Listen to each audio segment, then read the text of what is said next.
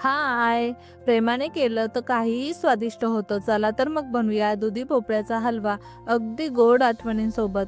आवडीनुसार ड्रायफ्रूट घेतलेले आहेत आणि बारीक असे काप करून घ्यायचे आहेत. अगदी अशा पद्धतीमध्ये काप करून घेतलेले आहेत.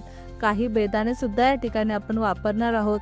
एक मोठ्या आकाराचा दुधी स्वच्छ असा धुवून घेतलेला आहे आणि त्यानंतर त्याच्या बारीक अशा काप करून घ्यायचे आहेत, फोडी करून घ्यायच्या आहेत. अगदी अशा पद्धतीमध्ये भोपळ्याच्या ज्या आहेत त्या आपण फोडी करून घेतलेल्या आहेत.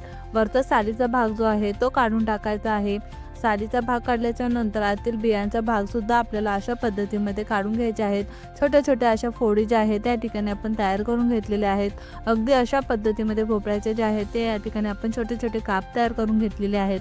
किसणी घेतलेली आहे. किसणीवरती बारीक असे कीस जो आहे तो अशा पद्धतीमध्ये तयार करून घ्यायचा आहे आणि त्यातील पाणी जे आहे ते अशा पद्धतीमध्ये आपल्याला काढून टाकायचं आहे.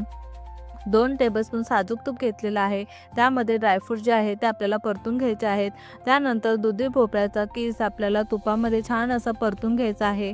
हलकासा कलर चेंज होईपर्यंत परतून घेणार आहोत. त्यामध्ये आपल्याला पाव लिटर या प्रमाणामध्ये शाईसकट दूध घेतलेलं आहे. चवीनुसार साखर टाकायची आहे आणि मध्यम गॅसवरती हलवा जो आहे तो आपण शिजवून घेणार आहोत आणि वेलदोड्याचा सुगंध, ड्रायफ्रूटची सजावट आणि तयार झालेला आहे आपला दुधी भोपळ्याचा हलवा.